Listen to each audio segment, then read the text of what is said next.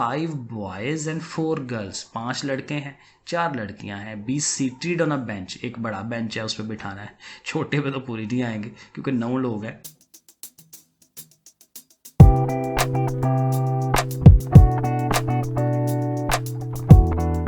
बिस्मिल्लाहिर्रहमानिर्रहीम, अस्सलाम वालेकुम। जी बच्चों, क्या हाल है जी? ठीक है सब। अभी हम एक्सरसाइज करेंगे 7.2 और उसमें जो कंसेप्ट इस्तेमाल होना है वो है परमुटेशन। अब ये ज़रा प्रोबेबिलिटी की तरफ हम जा रहे हैं। यहाँ बेसिकली क्या होता है कि कम्बिनेशन बनाए जाते हैं, मुख्तलिफ तरह की अरेंजमेंट की जाती हैं। मसलन देखें, वो बड़े एक छोटी सी एक एग्जांपल ली जाती है, बड़ी अहम। कहता है कि अगर आपके पास एक ट्राइंगल है ना, तो ट्राइंगल के ज़ाहिर है आप नाम रखते हैं ABC, लेकिन कहता है ये जो नाम रखा जाता है ये डिफरेंट तरह से रखा जा सकता है। मसलन आप A को यहाँ लिख सकते हैं, A को यहाँ लिख सकते हैं, A को यहाँ पे भी लिख सकते हैं, फिर B उस हिसाब से एडजस्ट होगा, फिर C उस हिसाब से एडजस्ट होगा। तो कहता है कि वो जो कम्बिनेशन हम बनाएंगे ना, वो देखें आप बना के इस तरह चेक करके देखें कि कैसे कैसे होता है। और ये आपको करना चाहिए क्योंकि आपको इसका बैकग्राउंड समझ आएगी कि हमने ये जो सवाल आगे करने हैं ना, वो किस किस तरह से होते हैं। तो देखें, पहले आप क्या करेंगे कि जो कोई एक डिजिट है ना, यहाँ पे ये कोना है उसका, तो इस जगह पे यहाँ A आ सकता है या B आ सकता है या C आ सकता है। सो देखें, पहले ये 3 कम्बिनेशन हो सकते हैं, 3 मुख्तलिफ सिनेरियोज हो सकते हैं, 3 डिफरेंट केसेस हो सकते हैं। फॉर एग्जांपल अगर हमने A लिख लिया है तो A के बाद फिर जाहिर है या तो हम B लिखेंगे या C लिखेंगे, यही 2 कम्बिनेशन पीछे रह जाते हैं। और अगर हम B लिखते हैं तो A पहले हो चुका है, अब हमने B लिख लिया है तो उसके बाद C बचना है। और अगर हमने A के फ़ौरन बाद C को लिखा है तो फिर पीछे B आएगा। तो ये देखें, आपके पास एक ये सीन बन जाता है, एक ये सीन बन जाता है, 2 केसेस यहाँ पे बन जाते हैं, 2 डिफरेंट कम्बिनेशंस हो सकते हैं, ABC ACB। इसी तरह से अगर आपने शुरू में B को रखा है तो B के फिर फ़ौरन बाद या तो A आएगा या C आएगा, और अगर A आएगा तो फिर A के बाद C आ सकता है, और तो कोई चीज़ आ नहीं सकती, और फिर C के बाद ज़ाहिर है A आ सकता है। तो 2 कम्बिनेशन आपके पास यहाँ से बनते हैं, और फिर जब आप C रखेंगे तो 2 कम्बिनेशन वहाँ से बनते हैं। तो टोटल कितने बन गए? 6। यानी कि 3 चीज़ें अगर आपके पास हों और उनको आप आगे पीछे करके लिखें तो फिर कितने कम्बिनेशन हो सकते हैं? 6 आउटकम्स, 6 कम्बिनेशंस हो सकते हैं, 6 अरेंजमेंट्स हो सकती हैं। और इसी चीज़ को अगर हम फैक्टोरियल में लिखें तो फैक्टोरियल में भी बड़ा मज़े का कंसेप्ट बनता है।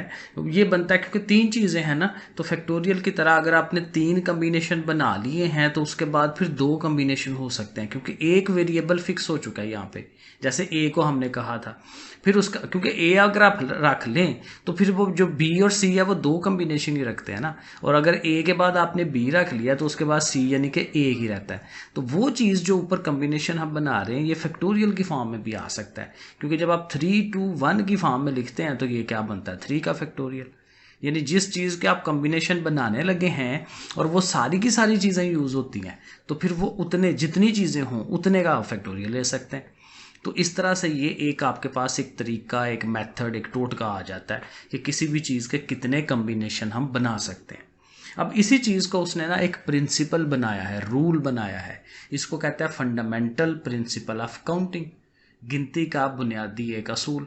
देखें, कहता है let A and B are 2 events, कोई सी 2 चीज़ें एंड 2 डिफरेंट। तो कहता है अगर first event A can occur in P different ways, कि पहला A जो है वो P दफ़ा, P जितनी दफ़ा वो चीज़ हो सकती है, and after A has occurred, और A अगर हो चुका है, पहले से A चीज़ हो चुकी है, B can occur in Q different ways, तो उसके बाद जो B होना है वो Q दफ़ा हो सकता है। ये एग्जैक्ट वही बात है जो हमने यहाँ की कि जी अगर A जो है हमने यहाँ लिख लिया है, 3 चीज़ें थी ना ABC, तो वो 3 डिफरेंट तरह से वो हो सकती है। ये इवेंट A है हमारा, इवेंट A हमारा 3 दफ़ा हो सकता है। तो कहते हैं वो अगर हो चुका है तो फिर इवेंट B जो है वो, जैसे उसने कहा ये Q टाइम्स हो सकता है, तो वो 2 टाइम्स जैसे उसकी एग्जांपल है, तो वो उतने टाइम्स हो सकता है।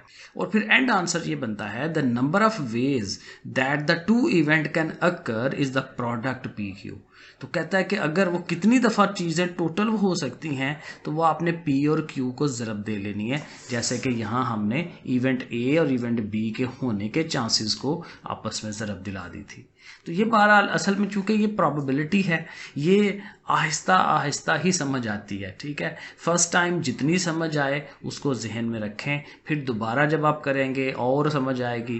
प्रॉबिलिटी अक्सर लोग तो छोड़ ही देते हैं कि जी हमें तो ये समझ ही नहीं आ रही, क्योंकि ये वो पहेलियों की तरह की चीज़ें होती हैं। तो इसमें जितना आप माइंड लगाएंगे आपका माइंड भी शार्प होगा और आपको समझ भी बेहतर होती चली जाएगी। अब ये जो कंसेप्ट हमने यहाँ यूज़ करना है ना, इसको वो कहता है परमुटेशन। तो और परमुटेशन की उसने डेफिनेशन भी बताई है, a permutation of n different. Permutation basically arrangement होती है, तरतीब होती है, डिफरेंट चीज़ों की जो तरतीब लगाई जाती है। ऑफ एन डिफरेंट ऑब्जेक्ट्स, हमारे पास एन डिफरेंट चीज़ें हैं, 6 हो सकती हैं, 7 हैं, 5 हैं, कुछ भी। Taken r at a time, मसलन आप एग्जाम्पल ले लेंगे जी एन हमारा 6 है, 6 वैल्यूज़ हैं, ठीक है। 6 गिनती के लफ्ज़ 1 2 3 4 5 6 हैं, और उनमें से कहता है taken r at a time, उनमें से चंद को आप ले लें, 2 को ले लें, 3 को ले लें, ठीक है। तो उनमें से चंद चीज़ें अगर आर ली जाएं, is an arrangement of the r objects. तो वो जो हम आर ऑब्जेक्ट ले रहे हैं उनकी अरेंजमेंट होती है, लेकिन वो किस तरह से होती है, इस फार्मूले के ज़रिए से होती है। ये फार्मूला है एन पी आर। एन होता है कि टोटल वैल्यूज़ कितनी है, ये मोस्ट इंपॉर्टेंट फार्मूला है आपका। एन कितना है, टोटल वैल्यूज़ कि जिन में से हम वैल्यूज़ उठा रहे हैं, और पी ज़ाहिर है ये परमुटेशन का पी उसने यूज़ किया है, और आर जितनी वैल्यूज़ हमने लेनी है सवाल में जो हमें कहेगा, तो उसके लिए फिर फार्मूला क्या है, एन का फैक्टोरियल लेना है और फिर इन दोनों को माइनस करा के नीचे उसका फैक्टोरियल लेना है, ठीक है जी। तो ये फार्मूला मोस्ट इंपॉर्टेंट है इस एक्सरसाइज के लिए, बार बार यूज़ होगा, इसको हमें याद रखना है। और यहाँ पे एक स्पेशल केस बनता है कि कहता है कि आर और एन बराबर हों, यानी जितनी ओरिजिनल वैल्यूज़ हैं उतनी ही सारी की सारी वैल्यूज़ को अगर हम यूज़ कर लेते हैं, ठीक है, सारे कम्बिनेशन बनाने के लिए सारी वैल्यूज़ को यूज़ कर लेते हैं, तो फिर क्या होता है कि आर और एन बराबर होंगे। तो जहाँ आर है हमारा वहाँ एन लग जाएगा, ऊपर एन फैक्टोरियल, नीचे n minus n factorial. N minus n 0 होता है, 0 फैक्टोरियल 1 होता है, तो नीचे 1 खत्म हो जाएगा, बेसिकली एन फैक्टोरियल ही रहेगा। तो सवाल के अंदर जब भी हमें 5p5, 6p6 या कुछ भी 7p7 हमें फाइंड करना होगा, तो उसी 7 का 6 का फैक्टोरियल बस ले लेंगे, तो उस तरह से वो आंसर ले दिया करेंगे। लें जी, अभी तो मैंने ज़ुबानी समझाने की कोशिश की ना, और ज़ाहिर है थोड़ा बहुत समझ आया होगा आपको, कुछ नहीं आया होगा, लेकिन अब उसी चीज़ की एप्लीकेशन आपने सवालों में देखनी है, तो आपके कंसेप्ट और ज़्यादा क्लियर होते चले जाएंगे। फिक्र नहीं करनी, घबराना नहीं है, ठीक है जी। ओके, एक्सरसाइज 7.2 है। पहला क्वेश्चन बहुत ही आसान है, उसने ये दी हुई है रकम 20p3 और कहता है इसको इवेल्युएट करें, इसका आंसर निकालें। तो अभी जो हमने फार्मूला सीखा है वो फार्मूला इस पे लगाएंगे। 20 का उसका फैक्टोरियल हुआ, नीचे 20 माइनस 3 का फैक्टोरियल, वही है ना, n factorial over n minus r factorial, ठीक है। तो दोनों को माइनस करा के नीचे, तो 20 में से 3 माइनस करें तो 17 फैक्टोरियल, और आप अब इसको 20 का फैक्टोरियल ले लें ऊपर, जाहिर है उसको हम एक्सपैंड करवाएंगे, 20 19 18 17 इस तरह से करके लिखेंगे, और 17 के फैक्टोरियल पे रुक जाएंगे जैसे पिछली एक्सरसाइज में हम करते थे, क्योंकि नीचे भी 17 फैक्टोरियल है, तो ये दोनों हमारे कट जाएंगे और आसानी हो जाएगी। इन तीनों को आप ज़रब दिला दें तो आंसर ये आ जाएगा 6840। और मज़े की बात ये है कि ये चीज़ हम कैलकुलेटर पे बग़ैर इसकी एक्सपेंशन किए भी कर सकते हैं। जैसे ये उसने कहा है ना 20p3, तो आपने कैलकुलेटर के अंदर 20 लिखना है, शिफ्ट दबा के, और ये देखें ये मल्टीप्लाई के ऊपर परमुटेशन बनी हुई है, तो आप इसको दबाएंगे तो देखें p लिखा हुआ आ जाएगा, और कितना है हमारे पास 3, तो आगे साथ 3 लिख दें, तो ये 20p3 देखें आपके सामने आ रहा है ना। अब आप इक्वल टू दबाएं तो देखें उसने आंसर दे देना है 6840। लेकिन जाहिर है कि हमें स्टेप भी बनाने होते हैं, तो ये स्टेप भी बनाए, और आप आंसर इस तरह से चेक कर सकते हैं ना कैलकुलेटर के थ्रू कि आपने ये जो ज़ुबानी आंसर किया है कैलकुलेटर से भी वही आता है कि नहीं, तो ऐसे आपको पता चल जाएगा। तो ये चीज़ कैलकुलेटर से हो जाती है। अगला सवाल बिल्कुल वैसे ही है, 16p4 है, ऊपर 16 का फैक्टोरियल, नीचे 16 माइनस 4 का, नीचे ज़ाहिर है 12 हो जाएगा, और फिर 16 जो ऊपर है उसको 12 तक ले के जाएँ, नीचे वाला 12 और वो 12 फैक्टोरियल कट जाएगा, इन चारों को ज़रब देंगे तो ये आंसर आ गया। बिल्कुल इसी तरह से ये थर्ड वाला पार्ट है, जस्ट देख लें 12p5 है, देखें वैसे ही हमने लिखा, 12 में से 5 माइनस किए 7 आ गया, और ऊपर जो 12 वाला है उसको 7 तक ले गए, इन दोनों को कटवा दिया, इन बाकी पांचों वैल्यूज़ को मल्टीप्लाई कर लिया, तो हमारे पास आंसर, वरना ये डायरेक्ट भी हम कर सकते हैं। आगे चलते हैं, आगे भी उसी तरह का सवाल है 10p7, ये देखें वैसे ही हो रहा है, 10 में से 7 निकालेंगे 3 फैक्टोरियल है। अब ज़ाहिर ये ज़्यादा लेंथ ही जाएगा क्योंकि 10 से लेके आपने 3 तक जाना है, तो इन दोनों को कटवा दें, फिर ये सारी ज़रब दिलाएं, तो ये अच्छी खासी बड़ी अमाउंट आ जाती है। इसी तरह लास्ट पे 9p8 है, तो 9 माइनस 8 करेंगे तो 1 फैक्टोरियल होना है, 1 फैक्टोरियल कुछ भी नहीं है, 1 ही होता है, तो 9 का फैक्टोरियल कैलकुलेटर में ले लें, वो अच्छी बड़ी अमाउंट आ जानी है। तो ये हमारा क्वेश्चन नंबर 1 था, उसी फार्मूले की जस्ट एक्सपेंशन उसने करवाई थी। जो सवाल नंबर 2 है ना, वहाँ पे फार्मूला तो वही है, लेकिन हमें यहाँ कुछ फाइंड करने के लिए कहता है n। अब वो क्या है देखें, np2 इक्वल टू 30। अब np2 का फार्मूला हम लगा सकते हैं, n का फैक्टोरियल है, नीचे n-2 होना है, n-2 का फैक्टोरियल। अब देखें ऊपर वाली अमाउंट बड़ी है, वो n है, ये n-2 है, उससे 2 रकमें कम है। आप ऊपर वाले को एक्सपेंड करवाएं, n into n-1 into n-2, एक एक कम करते चले जाते हैं ना, तो फिर नीचे वाला ये कट जाएगा, रह जाएगा n into n-1 equal to 30। अब यहाँ मैंने एक बड़ा टोटका सा लगाया है, क्योंकि ये है n इंटू n-1, यानी एक अमाउंट है, एक उससे छोटी है, तो इधर जो 30 है उसको भी वही शक्ल बनाए कि एक बड़ी अमाउंट हो और एक उससे छोटी हो। तो देखें 6 ज़रब 5, एक उससे नीचे वाली, तो ये वही शेप बना ली है ना, तो n की जगह फिर क्या होगा, 6 होगा, क्योंकि n-1 उससे कम वो 5 है, तो फिर n जो है वो 6 है। ये आप डायरेक्ट कर सकते हैं, ये आप डायरेक्ट कर लें, वरना तो ये फिर वो क्वाड्रेटिक इक्वेशन बना के तो उस तरह से हल करते हैं, तो इस तरह से ज़्यादा अच्छा है, टोटका टाइप जल्दी हो जाती है चीज़। आगे देखें जी, सेकंड वाला पार्ट 11pn है और इधर 11 10 9 है। अब ये तो जो भी है, लेकिन यहाँ देखें तो आप इसको अगर जैसे वो 7.1 में हम फैक्टोरियल में बनाते थे तो क्या करते थे, ये प्रॉपर एक सीरीज़ बन रही है ना, 11 10 9, तो आगे क्या कमी है, 8 7, यानी 8 का फैक्टोरियल अगर साथ आ जाए तो ये पूरी फैक्टोरियल आप बना सकते हैं। तो ऊपर 8 फैक्टोरियल लिख लें, नीचे भी लिख लें, तो अब ऊपर क्या बन जाएगा, 11 का फैक्टोरियल, ये 7.1 में हम ये कर चुके हैं, ठीक है, 11 का फैक्टोरियल, नीचे 8 का फैक्टोरियल। अब इसका फार्मूला लगाएं, क्या फार्मूला होता है, 11 का फैक्टोरियल नीचे 11 माइनस n का फैक्टोरियल। अब देखें दोनों साइडों को कंपेयर करवाएं, ऊपर भी 11 नीचे भी 11, तो अगर ऊपर वाली चीज़ें बराबर हैं तो फिर नीचे वाली भी तो आपस में बराबर होंगी ना, तो 11 minus n is equal to 8, वो हम लिख लेंगे, और यहाँ से n नेगेटिव है, n को उधर ले जाए, 8 को इधर ले आए, तो n कितना हो गया, 11 में से 8 निकालेंगे तो 3। तो ये इस तरह से हमने आंसर निकालना है। थर्ड वाला पार्ट देखें, np4 और रेशो है n-1 p3 इक्वल टू 9:1। अब पहली बात तो ये है कि रेशो जो है वो ओवर में चीज़ को लिखवाती है, लेकिन ओवर में ले जाने से पहले इनके आप फार्मूले एक्सपेंड कर लें। n है n factorial, n-4 factorial, n-1 और n-1 माइनस 3 फैक्टोरियल नीचे, और ये साथ वैसे ही।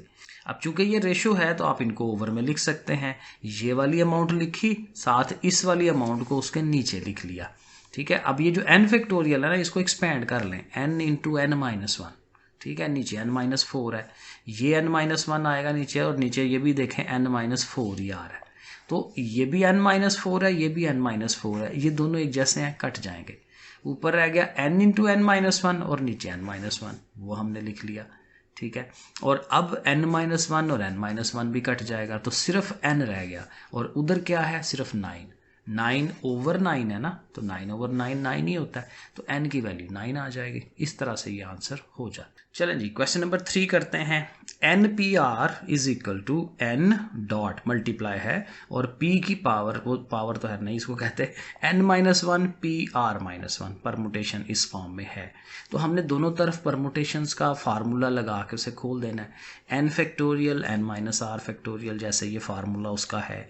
इसी तरह यहाँ आए तो n-1 का फैक्टोरियल, नीचे जाहिर है ये माइनस ये होता है, तो n-1 माइनस r प्लस 1, ठीक है ना, जब माइनस खुद से लगाएंगे तो वो +1 हो जाता है। ये देखें n-1 माइनस आर +1 समझ आ रही है ना, क्योंकि इसमें से ये माइनस होता है तो उसके अपना भी तो माइनस है, तो दोनों माइनस मिलके प्लस हो जाएंगे। और अब ये +1 -1 कट जाएगा और इधर रह जाएगा n-r। ठीक है, ऊपर n-1 फैक्टोरियल, नीचे n-r। और अब देखें इसके साथ n भी है, तो अगर n इंटू n-1 फैक्टोरियल है तो ये n का फैक्टोरियल हो जाएगा, क्योंकि इससे आगे एक बड़ी अमाउंट है। तो अगले स्टेप में आपने इसको n फैक्टोरियल कह देना है, और उधर ये जो चीज़ है एग्जैक्ट यही चीज़ उधर बन जाएगी, क्योंकि ऊपर n फैक्टोरियल नीचे n-r, वो भी वही है। तो अगले स्टेप में बस हमने इसको आंसर लिख देना है। ठीक है, दोनों साइडें हम कह देंगे कि इक्वल हो गई हैं। सेकंड पार्ट देखें, NPR इज इक्वल टू ये है प्लस R डॉट इंटू ये चीज़ है। अगेन हमें उसके पार्ट्स जो हैं वो उसको एक्सपेंड करवाना है, फार्मूला लगाना है। तो देखें इस साइड को तो रखें ना, क्योंकि ये सिंपल है NPR, ये हमें पता है n factorial over n-r factorial है। तो इधर एक्सपेंशन करवाएं, n-1 का फैक्टोरियल और n-1 माइनस r फैक्टोरियल। इधर r साथ लिख के इसका भी फैक्टोरियल n-1 फैक्टोरियल, ये तो हमने अभी पीछे किया है पिछले सवाल में। और n-1 माइनस r +1, ठीक है ना, जैसे करते हैं ये लिख लिया। अब अगले स्टेप में देखें, एक तो ये है कि इसको लिखें वैसे का वैसा ही, और यहाँ पे ये जो +1 और -1 है ये कटवा दें, n-r खाली रह जाएगा। ऊपर n-1 भी है और r भी है। अब देखें हमने ये देखना है कि क्या उनमें एक जैसा है। n- फैक्टोरियल इधर भी है, n-1 इधर भी है, तो ये n-1 फैक्टोरियल तो बाहर निकाल लेना। यहाँ 1 रह गया, इसको ज़रा सीधा कर ले, n-r-1 वो लिख लें। तो इधर r रह गया क्योंकि n-1 तो बाहर जा चुका है, और नीचे देखें n-r का फैक्टोरियल है। अगर आप इसको एक स्टेप और एक्सपेंड करा दें, n-r इंटू n-r-1, एक और काम करना है ना, n-r-1 वहाँ फैक्टोरियल पे ले जाएं। अब इससे ये होगा कि देखें ये भी वही चीज़ है, ये भी वही चीज़ है, तो इसको भी बाहर कॉमन निकाला जा सकता है। तो जब ये भी बाहर चला जाएगा कॉमन, तो इधर फिर सिर्फ 1 रह गया, इधर r और n-r रह गया। ठीक हो गया। अब इसका आप एलसीएम कर सकते हैं, इसके नीचे तो वो कुछ नहीं है ना, तो ज़ाहिर है 1 होता है, ये आ जाएगा एलसीएम। और इसके नीचे चूँकि 1 है तो n-r 1s r n-r, और ये चूँकि सेम होते हैं तो ऊपर वाला r वैसा ही आ जाएगा। और अब देखें ये प्लस का r और माइनस का r कट जाना है, तो सिर्फ रह गया n, नीचे n-r। अब क्या करना है, ट्रिक ये है कि अब आपने इस n को इसके साथ लिख देना है, इस n-r को इसके साथ लिख देना है। ठीक है, उनके साथ साथ, उनके पीछे। और अब देखें ये इससे ये एक बड़ा है, इससे ये एक बड़ा है, तो फिर ये इनके फैक्टोरियल्स हो जाएंगे क्योंकि उनसे बड़े वाले हैं ना साथ। तो n का फैक्टोरियल और साथ ये नीचे n-r का फैक्टोरियल। तो यही तो चीज़ थी दूसरी साइड NPR, तो दोनों साइडें इक्वल हो जाएंगी। चलें जी, क्वेश्चन नंबर 4 पे चलते हैं। अब स्टेटमेंट वाले सवाल है। अब वही बात है, चीज़ें समझने वाली हैं, क्योंकि 1 2 3 जो सवाल था हमारा वो सिर्फ फार्मूले लगाने थे हमने। ठीक है, अब जो है अब हमें समझ के लगाने हैं, तो कोई मुश्किल इतना नहीं है, बस आप साथ साथ देखिएगा, बड़े आराम से छोटे छोटे सवाल हैं ये। क्वेश्चन नंबर 4 है, how many signals can be given. Signal दिए जाते हैं इशारे दूर से, जैसे वो बनाए जाते हैं नहीं, रेड है, ग्रीन है, येलो है। ठीक है, तो इस तरह के फ्लैग्स पुराने ज़माने में फ्लैग्स होते थे, उससे इशारे जो है वो आगे पहुंचाए जाते थे आर्मी में, और इस तरह से किया जाता था। बहरहाल सो कहता है कि कितने सिग्नल बनाए जा सकते हैं बाय 5 फ्लैग्स, 5 डिफरेंट रंगों के फ्लैग है हमारे पास, और यूजिंग क्या करना है 3 एट अ टाइम। तो देखें ये एग्जैक्ट वही जो हम फार्मूला यूज़ करते हैं। टोटल कितने हैं 5, यूज़ कितने करने हैं 3, तो ज़ाहिर है टोटल लिख देंगे 5 हैं, उसको हम n कहते हैं, बड़ी अमाउंट है। छोटी अमाउंट r कहेंगे उसको, वो 3 है। तो ज़ाहिर है नंबर ऑफ़ सिग्नल्स 5p3, ऊपर बड़ी अमाउंट आती है ना, नीचे r आती है छोटी अमाउंट, तो 5p3। तो ये आप डायरेक्ट कैलकुलेटर से ले लें या फार्मूला लगा लें, 5 फैक्टोरियल ओवर 5 - 3 फैक्टोरियल। तो 5 - 3 2 फैक्टोरियल होता है। लेकिन अब यहाँ तक लिख के ना तो आगे कैलकुलेटर कर लिया करें, क्योंकि अब कहाँ बंदा इसकी कैलकुलेशनें लंबी चौड़ी करता फिरे। तो कैलकुलेटर पे 5p3 लिखें, आ जाएगा आंसर। कैसे करना है, 5 लिखना है, शिफ्ट दबाना है, और वो मल्टीप्लाई का साइन दबाना है, क्योंकि उसके ऊपर बना हुआ है। आपके कैलकुलेटर में जहाँ बना हो वहाँ कर लें, और फिर आप 3 लिखें तो वो बन जाएगा, 5p3 लिखेगा और आंसर। अभी मैंने पीछे लिख के बताया था आपको। Question number 5, how many signals can be given. यहाँ पे भी सिग्नल्स ही देने हैं बाय 6 फ्लैग्स, वहाँ पे कितने थे 5, अब क्या हो गए हैं 6 हो गए हैं। Okay, of different colours when any number of flags can be used eight a time. अब ये सवाल थोड़ा सा उसने बड़ा किया है। वहाँ पे उसने क्या दिया था कि सिर्फ 3 फ्लैग्स यूज़ करें, तो हमने क्या किया 5p3 यूज़ कर लिया। अब उसने क्या जितने मर्जी करें, अब जितने मर्जी में आर की जगह आप 1 ले सकते हैं, 2 ले सकते हैं, 3, 4, 5, 6, 6 के 6 भी यूज़ हो सकते हैं, ठीक है ना। तो पॉसिबिलिटी तो सारों की है, तो फिर इन सब के कम्बिनेशंस हम फाइंड कर लेंगे और उनको जमा कर लेंगे। और बड़ा इजी है क्योंकि ज़ाहिर है कैलकुलेटर ने करना है, आपने जस्ट एक दफ़ा लिखना ही है। तो ऐसे करके आपने लिखना है total number of signals 6p1, 6p2, 6p3, क्योंकि आर चेंज हो रहा है ना, ऊपर टोटल तो 6 के 6 ही रहेंगे, लेकिन 6 के साथ कितने यूज़ करना है 1, 2, 3, तो वो सारे। तो इन सब की कैलकुलेशन आप कैलकुलेटर में करते जाएं, लिखें और उनको फिर जमा कर लें, तो ऐसे करके आंसर आ जाएगा। ठीक हो गया। आप देखें सवाल छोटा ही होता है लेकिन बात वही है कि इसकी हमें समझ हो कि क्या क्या रहा है और करना कैसे है। क्वेश्चन नंबर 6 देखें, how many words can be formed, कितने लफ्ज़ बनाए जा सकते हैं बाय द लेटर्स, उनके वो जो अल्फाज हैं छोटे, of the following words using all letters, सारे के सारे लेटर यूज़ करने हैं, जितने हैं सारे के सारे, and no letter is repeated, किसी को रिपीट नहीं करना, एक दफ़ा आ गया तो बस ठीक है। तो वही अब देखेंगे पहली एग्जाम्पल, प्लेन, PLANE, 5 अल्फाज है ना इसके अंदर, ठीक है। तो 5 के 5 ही कहता है यूज़ करें, तो 5p5, N भी 5 और R भी 5, सारे यूज़ करना है, ठीक है, सारे यूज़ करने हैं तो R भी उतना ही है और N तो है ही 5, तो 5p5 करें 120। ऑब्जेक्ट के अंदर ये कितने हैं 6 अल्फाज हैं, तो 6 के 6 यूज़ करने हैं, वो 720 हो जाएगा, ठीक है। देखें कितना आसान है।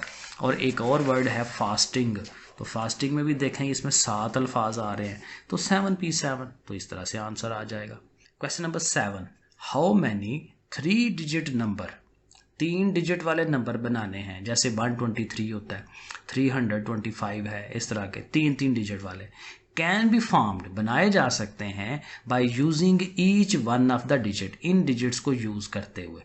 अब जाहिर है ये कितने हैं 1, 2, 3, 4, 5, तो फिर वही बात कि टोटल हमारे पास 5 हैं, तो चूंकि 3 डिजिट वाले बनाने हैं तो R3 हुआ, और फिर वही फार्मूला 5p3, और बड़े आराम से 60 कम्बिनेशन, 60 मुख्तलिफ तरह के 3 डिजिट के नंबर हम बना सकेंगे। क्वेश्चन नंबर 8, ये मज़े का सवाल है, find the number greater than 23,000। कहता है भाई नंबर आपने जो बनाने हैं ना वो 23,000 से बड़े बनाने हैं, that can be formed from the digit, और बनाने कहाँ से है, इससे बनाने।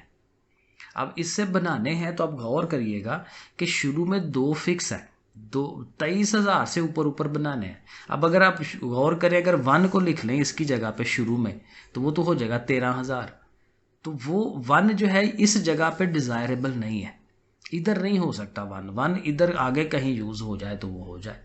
तो अब देखें ये मुख्तलिफ सीन्स हमने बनाए हैं। पहले क्या है कि शुरू में 2 और 3 फिक्स कर दें आप, ठीक है, और बाकी टोटल 5 अल्फाज है ना, तो फिर बाकी 3 चीज़ों की जगह पे चीज़ें आगे पीछे हो सकती हैं। तो 3 चीज़ें आगे पीछे हो रही हैं, यानी 3 चीज़ों के कम्बिनेशन बनने हैं, यानी 3p3, तीनों को यूज़ कर रहे हैं ना, हैं भी 3 और तीनों यूज़ हो रही हैं, ये दोनों तो फिक्स हो गए ना, 23,000, 23 से नीचे नहीं जाना, तो 3p3, और वो आपके पास 6 आएगा। अब कहते हैं 2 के साथ 3 छोड़ दें, आप उसकी जगह 5 ले लें, क्योंकि हमारे पास तो 5 भी है 6 भी है, ठीक है। तो 5 अगर वहाँ रख लें तो फिर आगे से 3 कम्बिनेशन ही बचते हैं, तो फिर उसका 3p3 वो भी 6 आएगा। और अब 5 की जगह 6 रखें, 26,000 हो जाएगा ना, वो 25,000 है, 23,000 से बड़ा रख रहे हैं, तो फिर आगे से 3 रहने हैं क्योंकि टोटल 5 अल्फाज है, तो फिर ज़ाहिर है फिर 3p3। तो 2 के साथ 3, 2 के साथ 5, 2 के साथ 6, ये कम्बिनेशन हमने लैदा कर लिए। अब कहता है वो जो 20,000 की लाइन है उससे आगे चले जाएं। अब आपके पास शुरू में ही 3 हो, यानी अगर शुरू में 3 हो तो ये किस तरह बनता है 31,000, 32,000, 35,000, ठीक है। वो 20,000 की लाइन से भी अब हम ऊपर जा रहे हैं ना, कि उसके कौन से कम्बिनेशन बनते हैं। तो 3 अगर शुरू में फिक्स कर लें तो आगे वो सारे चारों अल्फाज आ सकते हैं, क्योंकि 1 भी आ सकता है, बस 1 को हमने शुरू में नहीं रखना, ठीक है। तो वो 4 की डिफरेंट कम्बिनेशंस हो सकते हैं, 4 अल्फाज पीछे रह गए हैं, तो 4p4 वो 24, 3 की जगह 5 आ जाए, 50,000 की लाइन में आ जाए, 5 को शुरू में रख ले, तो फिर आगे से 4 ही रहने, तो फिर वो भी 4p4, और आखिरी डिजिट हमारा 6 अगर शुरू में आ जाए तो फिर भी 4 है 4p4। तो ये डिफरेंट सीन्स हो सकते हैं। क्योंकि 1 तो शुरू में आ नहीं सकता। तो अब ये जो 6 6 6 24 24 आया है 3 3 दफ़ा, इन सब को हम जमा कर लेंगे और कहेंगे भाई जी टोटल 90 कम्बिनेशन ऐसे बन सकते हैं। Question number 9, find the 5 digit number. अब जो नंबर बनाने हैं वो कितने डिजिट के होने चाहिए? 5 डिजिट के। दैट कैन बी फॉर्म्ड, जिनको बनाया जा सकता है फ्रॉम द डिजिट 1 2 4 6 8, इससे बनाना है। लेकिन कंडीशन उसने लगाई है, इतना तो होना तो बड़ा आसान है, 5p5 करेंगे आंसर निकाल देंगे। लेकिन कंडीशन ये कहता है कि वो जो नंबर 2 और 8 है ना, are next to each other, दोनों में यारी दोस्ती है। कहते हैं हमने इकट्ठे ही रहना है, हमने इधर उधर नहीं होना। या तो 2 को शुरू में रख लें, 8 को आगे रख लें, 28 बना लें, या 8 को शुरू में रख लें, अब 2 को आगे कर दें, 82 बना दें। तो कहता रहना इन्होंने इकट्ठा ही है। और फिर दूसरा केस ये कहता है कि दोनों अलग-अलग हों तो फिर कितने कम्बिनेशन बनते हैं। तो पहले तो इकट्ठे वाले का ज़रा किस्सा तमाम कर लेना। अब वही बात है कि इकट्ठे इन 2 तरह से वो रह सकते हैं कि जी 2 पहले आ जाए या 8 पहले आ जाए, ठीक है, इस तरह से हो सकता है। और फिर ये जो चीज़ है एक सिंगल वर्ड बनता है। अब देखें आपके पास टोटल हैं कितने, 1 2 3 4 5 है ना टोटल। लेकिन अगर आप 2 और 8 को एक लफ्ज़ कंसिडर करेंगे तो फिर पीछे क्या रहेगा, 1 4 और 6, 3 ये रह गए और 1 ये, टोटल 4 रह जाएंगे। तो फिर हम क्या कर रहे हैं कि अगर 28 लेना है तो पीछे 4 चीज़ें हैं और उन चारों को आगे पीछे करना है। तो 4p4 सबके चारों के चारों को यूज़ करना है, ठीक है। तो 4p4 का आंसर 24। इसी तरह अगर 82 कर दें तो रहने तो फिर भी 4 ही हैं, 82 भी एक चीज़ होगी और बाकी 1 4 और 6 जो हैं 3 चीज़ें वो हैं, ठीक है। तो 4 चीज़ें फिर भी रहेंगी तो फिर 4p4। तो इस तरह करें तो फिर भी 24 बनते हैं कम अरेंजमेंट्स, और 82 करें तो फिर भी 24 अरेंजमेंट बनते हैं। तो फिर टोटल कितने अरेंजमेंट हो गए, 48, दोनों को प्लस कर देंगे। ये हो गया। अब देखें, अब उसने कहा है कि जब वो नहीं होते, इसका उल्टा है। ये तो है कि जब वो इकट्ठे हों, अब हमें चाहिए कि जब इकट्ठे ना हों उसके लिए हमने क्या करना है, हमने ये देखना है, जैसे मैंने शुरू में कहा कि अभी आप सिर्फ ये देखें कि कोई भी एक जैसे एक दूसरे के साथ नहीं है, अलग-अलग हैं, वखरे हैं, ठीक है। तो अलग-अलग है तो 5 है ना, तो 5p5 जितने भी बन सकते हैं। तो हमने वो ले लेना है, फाइंड कर लेना है कि टोटल बनते कितने हैं। 5p5 वो 120 बनते हैं। लेकिन वो जो इकट्ठे रहने वाले हैं वो 48 हैं। तो 48 जो इकट्ठे रहने वाले हैं वो टोटल में से माइनस कर दें तो जो इकट्ठे नहीं होंगे, नॉट टुगेदर, वो फिर हमें पता चल जाएगा कि टोटल में से वो इकट्ठे वाले माइनस करा दें तो 72 कॉम्बिनेशन। तो ऐसे करके हम आंसर इसका दे देंगे। Question number 10, how many 6 digit numbers can be formed. अब नंबर हमने बनाने हैं 6 डिजिट वाले, ओके, विदाउट रिपीटिंग, जाहिर है वो आगे पीछे रिपीट नहीं हमने उनको करना, any digit from the digit this one. अब ये कितने हैं, 6 ही हैं, 1 2 3 4 5 6, ठीक है। तो इनके जाहिर है कितने कम्बिनेशन बन सकते हैं, लेकिन बनाना क्या है, 6 डिजिट वाले। अब बड़ा मज़े का काम है, 6 के 6 यूज़ नहीं हो सकते। क्यों? इसलिए कि शुरू में अगर हम 0 लगा देंगे तो 0 लगाने से वो 6 डिजिट वाला नंबर तो नहीं बनेगा। मिसाल के तौर पे मैं आपको बताता हूँ, 0 शुरू में हो, आगे 1 2 3 4 5 ऐसे लिखें तो ये 6 डिजिट नंबर नहीं है, क्योंकि 0 लिखें ना लिखें उससे फ़र्क नहीं पड़ता। ये हमारा नंबर पता है कितना बन रहा है, 12,345। इसमें सिर्फ 5 डिजिट है, 0 तो है ही नहीं है। 0 की वैल्यू तभी बननी है जब 0 आगे कहीं यूज़ हो। तो इसलिए ये अगर 0 शुरू में ले लिया जाए तो वो प्रॉब्लम आ सकती है। तो हम ये लिखेंगे कि as 0 can not be at first place so it can be arrange by remaining 5 number. तो बाकी जो पिछले 5 नंबर रह गए हैं उनसे ही अरेंज किया जा सकता है। लेकिन शुरू में जो है 0 के अलावा बाकी नंबर तो आ सकते हैं। बाकी नंबर कितने हैं, 5। तो जो पहली जगह है ये वाली, वहाँ पे 5 डिफरेंट चीज़ें आ सकती हैं, या 1 या 2 या 3 या 4 या 5। तो इसलिए जब हम टोटल कम्बिनेशन निकालने जाएंगे तो हम वो 5 पहले लिख लेंगे कि वो जो ओरिजिनल पहली वाली जगह है वहाँ 5 चीज़ें आ सकती हैं। अब उसके अलावा पीछे कितने नंबर रह गए, 5। 0 ने आगे यूज़ हो जाना जाके, तो फिर 5p5 वो आगे पीछे हों, डिफरेंट कम्बिनेशन बनाए। लेकिन शुरू का हमें पता है कि वहाँ 0 नहीं आना, बाकी 5 चीज़ें आनी है। तो वो 5 लिख के बाकी 5 का 5p5 बनाएंगे, वो 120 आएगा, इन दोनों को ज़रब देंगे, 600 आ जाएगा। ठीक हो गया। और दूसरा इसमें एक और चीज़ उसने पूछी हुई थी कि इन how many of them will 0 be on the 10th place, कि 0 जो है वो 10th प्लेस कौन सी होती है, ये वाली, ठीक है ना। पहली ये यूनिट होती है, फिर 10th है, फिर 100th प्लेस है, फिर 1000 एंड सो ऑन। तो 10th प्लेस पे 0 कितने होंगे। अब फिर वही बात है कि 0 का हमने यहाँ फिक्स करा दिया है, तो जब यहाँ फिक्स करा दिया है तो बाकी कितनी चीज़ें चेंज हो सकती हैं, 1 2 3 4 और 5, बाकी 5 चीज़ें चेंज हो सकती हैं। तो 5p5, क्योंकि वो 5 चीज़ें आगे पीछे होती रही, 0 को वहाँ पे 10th में फिक्स रखना है। 6 चीज़ें हैं ना, तो 0 फिक्स हो गया, पीछे 5 चीज़ें रह गई, तो 5p5 120 आंसर आ जाएगा उसका। Question number 11, how many 5 digit multiples of 5 can be formed. अब 5 डिजिट के नंबर तो बनाने हैं, लेकिन कंडीशन ये है कि वो 5 के मल्टीपल हों, 5 पे तकसीम होते हों from the digit this one. अब देखें, मज़े की बात यह है कि कोई भी रकम आम रूटीन में अब याद करें, ये 6th क्लास में मैंने बच्चों को पढ़ाया था, 5 पे डिवाइड होने का रूल है। रूल ये है कि एंड पे 5 आता हो या 0 आता हो। अब यहाँ पे 0 तो है नहीं है, तो मतलब ये है कि हमने जो भी नंबर्स बनाने हैं 5 ने यूनिट प्लेस पे फिक्स रहना है। मसलन एक नंबर ये बन सकता है जी 2 3 7 9 5, ये प्रॉपर एक नंबर है क्योंकि ये 5 का मल्टीपल भी है, एंड पे 5 आ रहा है। तो मतलब ये हुआ कि एंड पे आपने 5 को फिक्स कर देना है, 5 बेचारा कहीं जा नहीं सकता। तो फिर पीछे जिन्होंने चेंज हो सकना है वो कौन कौन है, 1 2 3 4, 4 डिजिट्स हैं। तो ये देखें मैंने लिखा है for multiples of 5 should be fixed at unit place, so there remains 4 digit, पीछे 4 रह गए, तो 4p4 वो 24 आंसर आ जाएगा। तो देखें आंसर बहुत छोटा है, लेकिन उसकी जो बैकग्राउंड है वो समझनी बड़ी ज़रूरी होती है। Question number 12, in how many ways can 8 books including 2 English be arranged on a shelf. Total हमारे पास कितनी बुक्स हैं, 8 हैं, उनमें से 2 कौन सी हैं, इंग्लिश वाली, उनको हमने एक शेल्फ पे अरेंज करना है in such a way that कि English books are never together, इकट्ठी ना हो। अब ये वही सवाल है जो पीछे हमने ये वाला किया ना, ये किधर था जिसमें हमने कहा था कि वो रिपीट, हाँ ये वाला कि 2 और 8 इकट्ठे हों, ठीक है, ये इकट्ठे हों वाला बनाया था ना, और फिर हमने एंड पे बनाया था कि इकट्ठे ना हो। तो जो केस हमने यहाँ एग्जैक्ट किया है ना, वही एग्जैक्ट चीज़ हमने इस सवाल में बना लेनी है। अब इंग्लिश बुक्स का नाम रख लें E1 E2, ठीक है, ये 2 इंग्लिश बुक्स हैं E1 E2, तो उनको हम कैसे अरेंज कर सकते हैं। तो जब हमने इनको इस तरह से रखना है कि E1 इंग्लिश 1 बुक 1 जो है वो पहले हो, बुक 2 आगे हो, तो ज़ाहिर है चूँकि दोनों इकट्ठी हो गई है ना, तो ये एक चीज़ कंसिडर होगी। तो बाकी कितनी है, 6, एक ये और 6 बाकी बुक्स है, तो 7 हो गई। तो 7 के डिफरेंट कम्बिनेशन कैसे बनेंगे, 5040, 7p7। इसी अब ये देखें इंग्लिश 1 बुक पहले थी ना, तो इंग्लिश 1 बुक को आगे ले जाएं, इंग्लिश की जो 2 वाली बुक है उसको पीछे ले जाएं, E2 E1, यही चीज़ E2 E1 के लिए हम करेंगे, और वो भी ज़ाहिर है यही होना, 7 ही चीज़ें बननी है, 7p7 वो भी यही आएगा, और टोटल फिर कितना हो जाएगा ज़ाहिर है वो हम कर सकते हैं। लेकिन अब ये है कि वही बात कि जैसे उस सवाल में किया था कि अगर कोई इंग्लिश बुक वगैरह हमने नहीं देख रहा कि क्या है, टोटल 8 बुक्स है ना, तो 8 की 8 को जैसे मर्जी अरेंज करें, तो वो कितने टोटल बनते हैं कम्बिनेशन, 8p8, वो 40,000 समथिंग बनता है।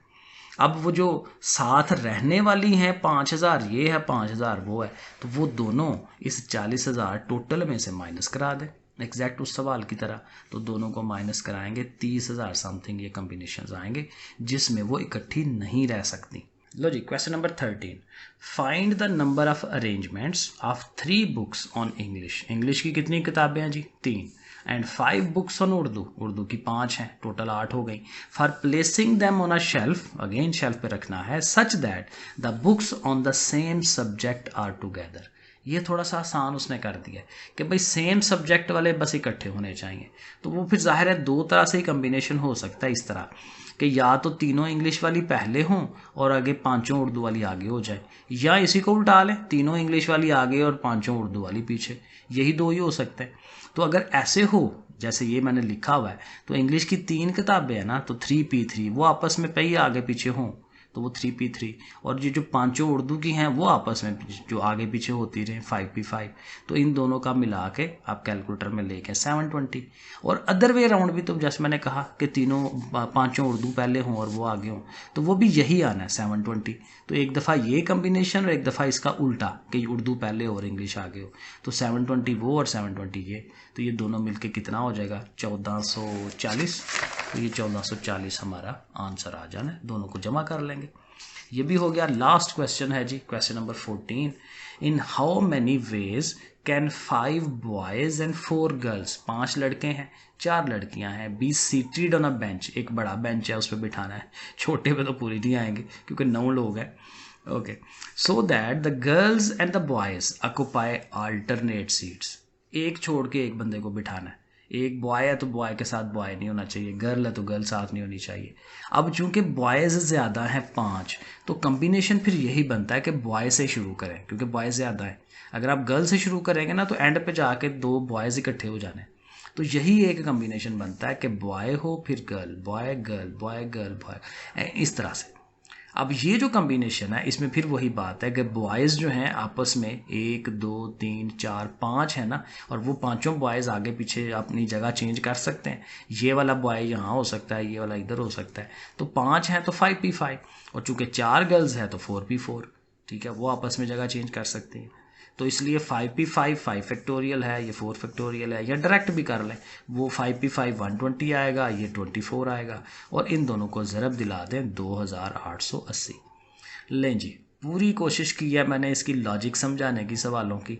ठीक है, सवालों को ज़ाहिर अब इनको रट्टा तो नहीं होता, तो इनका जितना आप समझ के करेंगे उतना ही आपके लिए फ़ायदेमंद होगा। पेपर में आपको याद रहेगा सवाल कैसे करना है। ठीक है जी बच्चों, फिर ओके, अल्लाह हाफिज़।